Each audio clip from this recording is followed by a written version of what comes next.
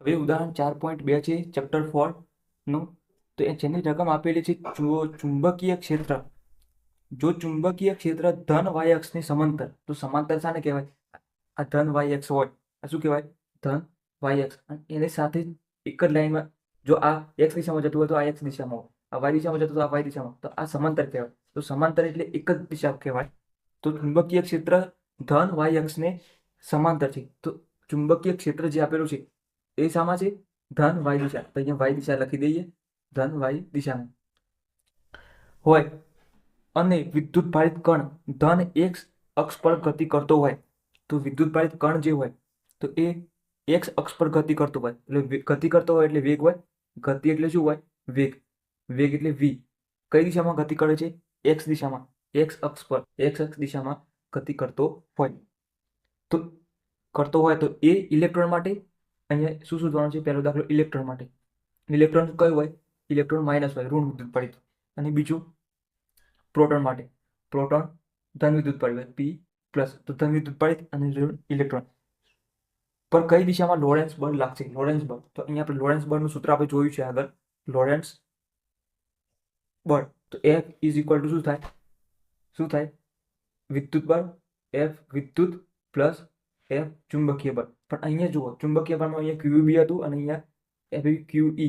QE વિદ્યુત બળ QE અને અહીંયા QV ક્રોસ B. આ સૂત્ર છે લોરેન્સ બળનું. પણ અહીંયા Q અને વિદ્યુત ક્ષેત્ર આપેલું નથી, તો આપણે અહીંયા વિદ્યુત બળ નહીં લઈએ, આપણે શું લઈશું? ફક્ત ચુંબકીય બળ લઈશું. તો અહીંયા QV ક્રોસ B આપણને આટલા જ મૂલ્ય આપે છે. VB અને Q નું મૂલ્ય આપેલું છે, ઇલેક્ટ્રોન અને પ્રોટોન. તો હવે અહીંયા આ Q એટલે ઇલેક્ટ્રોન અને પ્રોટોન માની લેવું. હવે અહીંયા તમારે અહીંયા જો v ની દિશા કઈ આપેલી છે? v ની દિશા વેગની. તો આ Q એમને જ રહેવા દે. Q વેગની દિશા કઈ આપેલી છે? x દિશા. તો અહીંયા x કેપ ગુણ્યા અહીંયા b એટલે y દિશા. તો અહીંયા આ રીતના જાણ હોય x અને y કેપ. આ સદિશ વાળું ચેપ્ટરના અંદર છે. તો અહીંયા તમે x ગુણ્યા x કરો, આ ડોટ ગુણાકાર, તો અહીંયા શું થાય? એવી રીતે અહીંયા x ગુણ્યા x કરો તો અહીંયા દિશા બતાવવાની હોય છે. તો અહીંયા શું થતું હોય છે? અહીંયા x ગુણ્યા x y, તો અહીંયા શું થાય? x cross y. તો અહીંયા તમારે જે દિશા બતાવી પડે. કઈ દિશા બતાવી? અહીંયા x y z. અહીંયા જુઓ x y. તો અહીંયા આપણે x માટે શું બતાવતું? i cap. પછી y માટે j કેપ અને z માટે k કેપ. તો અહીંયા x y છે, x y. તો અહીંયા શું થાય? i ક્રોસ j થાય. x માટે i અને y માટે j. તો અહીંયા કઈ દિશા આવી?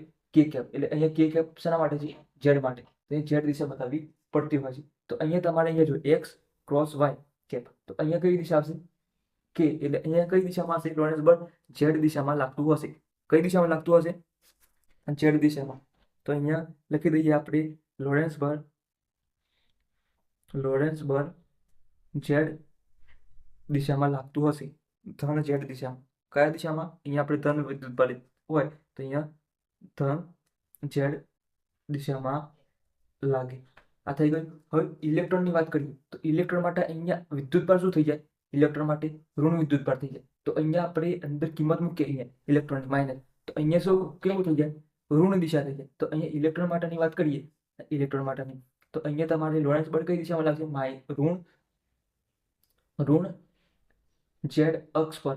ઋણ કઈ દિશામાં લાગશે? z માઇનસ z દિશામાં. કઈ દિશામાં લાગશે? માઇનસ z દિશામાં. ત્યાર પછી પ્રોટોનની વાત કરીએ. પ્રોટોન માટે પાછું આ શું થઈ જાય? ધન થઈ જાય.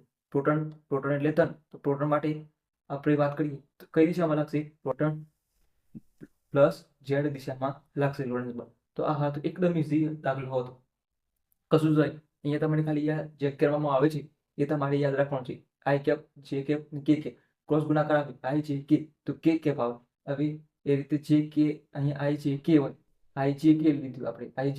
તો j k લઈએ તો અહીંયા શું થાય? i કેપ થાય. પછી i અને j લીધે તો શું થાય?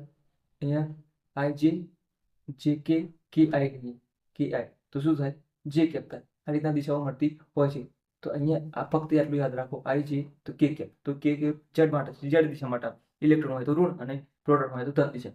ફક્ત આટલું જ યાદ રાખવાનું છે. તો ઉદાહરણ એકદમ ઇઝી હતું. ઉદાહરણ 4.2 તમને આવડે એવું છે. અને લોરેન્સ બળનું સૂત્ર પણ યાદ કરી લેવાનું. વારંવાર પરીક્ષામાં પૂછાતું હોય છે 1 માર્ક્સના.